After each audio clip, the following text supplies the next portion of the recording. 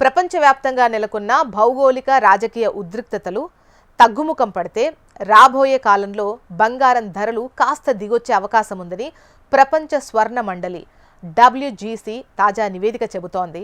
America dollar మరింత బలపడినా, ప్రభుత్వ బాండ్ల రాబడులు పెరిగినా కూడా పసిడి ధరలపై ప్రతికూల ప్రభావం ఉంటుందని నివేదిక స్పష్టం చేస్తోంది. కేంద్ర బ్యాంకుల బంగారు కొనుగోలు మందగించడం, వినియోగదారుల కొనుగోలు తగ్గడం సైతం ధరలు దిగిరావడానికి దారితీయొచ్చు.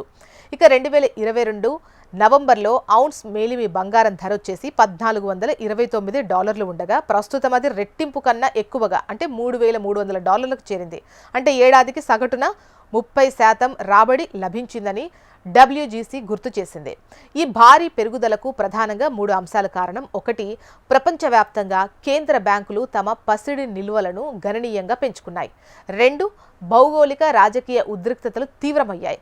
3వది వచ్చేసి అమెరికా విధించిన టారిఫ్ల వల్ల అంతర్జాతీయ వాణిజ్యానికి ఆటంకాలు ఏర్పడతాయన్న భయాలు. ఈ పరిస్థితుల్లో సురక్షిత పెట్టుబడిగా బంగారంపైకి భారీగా నిధుల ప్రవాహం పెరిగింది. ఇప్పుడు భౌగోళిక రాజకీయ ఉద్రిక్తతలు నెమ్మదిగా సద్దుమణిగాయి. వాణిజ్య ఒప్పందాలు కూడా ఓ కొలిక్కొచ్చే అవకాశాలు సూచనలు మనకు కనిపిస్తున్నాయి. సో ఈ పరిణామాల వల్ల బంగారంపై పెట్టుబడులు తగ్గే అవకాశం ఉంటుంది.